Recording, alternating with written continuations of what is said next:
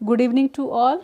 जैसे कि आप जानते हैं कि अब हम अपना ज्योग्राफी का कुछ सिलेबस कंप्लीट कर रहे हैं। उसी सीरीज में आज हम आगे बढ़ते हैं।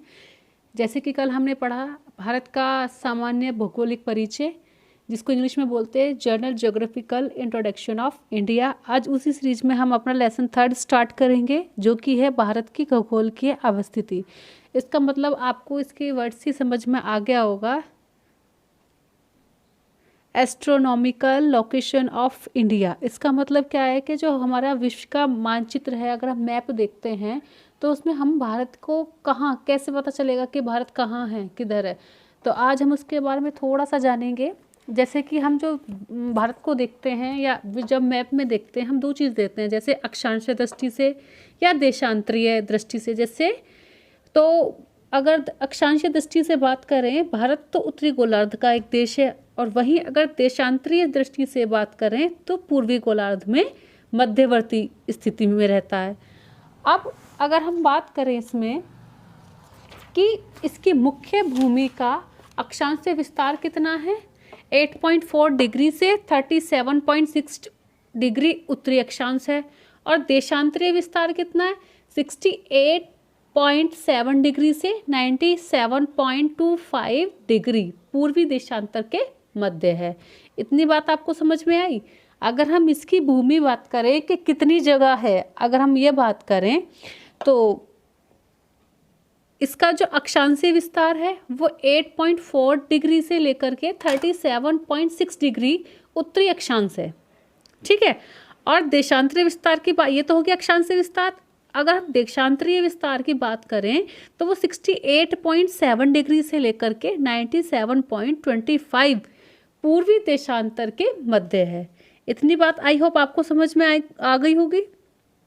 इसी में अगर हम बात करें आगे, तो भारत का जो संपूर्ण भारत है और द्वीपों सहित भारत का अक्षांशीय विस्तार, मतलब संपूर्ण भारत अर्थात द्वीप सहित, उसमें द्वीप को भी अगर ऐड कर दिया जाए, उसमें मिला लिया जाए, तो भारत का जो अक्षांशीय विस्तार है वो कितना हो जाएगा, 6.45 डिग्री से 37.6 डिग्री उत्तरी अक्षांश के मध्य।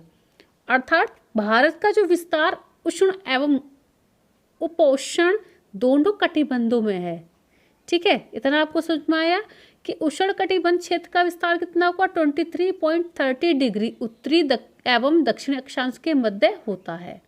अब 23.30 उत्तरी अक्षांश की रेखा है, जिसे हम क्या कहते हैं, कर्क रेखा कहते हैं। आपने देखा होगा, जैसे आप मैप में देखेंगे तो आपको समझ में आएगा कि उसमें जो एक 23.30 डिग्री का एक रेखा होती है उत्तरी अक्षांश में, उसको हम क्या बोलते हैं, कर्क रेखा। ये बिल्कुल भारत के मध्य से गुजर कर जाती है। कर्क रेखा जो होती है मध्य से गुजर कर, जो हम मैप देखेंगे ना, बीच में से एक जो लाइन ड्रॉ होती है ना मैप में, वो होती है हमारी कर्क रेखा। अब यह रेखा भारत के कुल 8 राज्यों से होकर जाती है। अगर आपके सामने क्वेश्चन आए कि जो कर्क रेखा है वो भारत के किन किन राज्यों से होकर के गुजरती है, तो आपको याद रखना है, गुजरात, राजस्थान, मध्य प्रदेश, छत्तीसगढ़, झारखंड, पश्चिम बंगाल, त्रिपुरा, मिजोरम, ठीक है। और मैं एक बार इसको रिपीट कर देती हूँ, गुजरात, राजस्थान, मध्य प्रदेश, छत्तीसगढ़, झारखंड, पश्चिम बंगाल, त्रिपुरा, मिजोरम। और सारणी शहरों के जो इसके आसपास के नज़दीक से शहर जो है उनसे गुजरती है। यह रेखा जो है राजस्थान के डूंगरपुर एवं बांसवाड़ा जिलों से निकलती है। अगर हम बात करें, अगर आपसे क्वेश्चन पूछा जाए कि जो ये ये जो कर्क रेखा है ये राजस्थान के से कहाँ किन जिलों से होकर गुजरती है, तो राजस्थान के डूंगरपुर एवं बांसवाड़ा जिले से होकर के गुजरती है।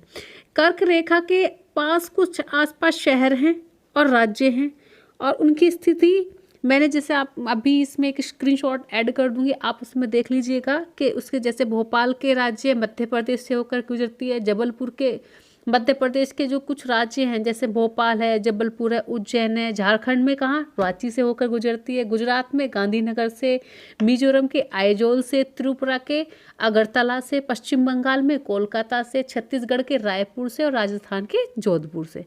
क्लियर है। आपको इतना समझ में आया होगा। इसी में अगर मैं बात करूं आगे, तो इसका एक मानक समय होता है। जैसे 80 जो हमारा इसकी अगर हम बात करें 82.30 डिग्री पूर्वी देशांतर के भारत का एक मानक देशांतर चुना गया है। जो हमारा 82.30 डिग्री है पूर्वी देशांतर को भारत का एक मानक समय जिसको बोलते हैं हम भारत का मानक समय इंडियन स्टैंडर्ड टाइम, जिसके अकॉर्डिंग ही हमारा टाइम चलता है। जैसे आपने देखा होगा कहीं किस टाइम 2 घंटे आगे होता है, कहीं 1 घंटे पीछे होता है। जो हमारा मानक समय है वो पूर्वी देशांतर को ही चुना गया है, ठीक है।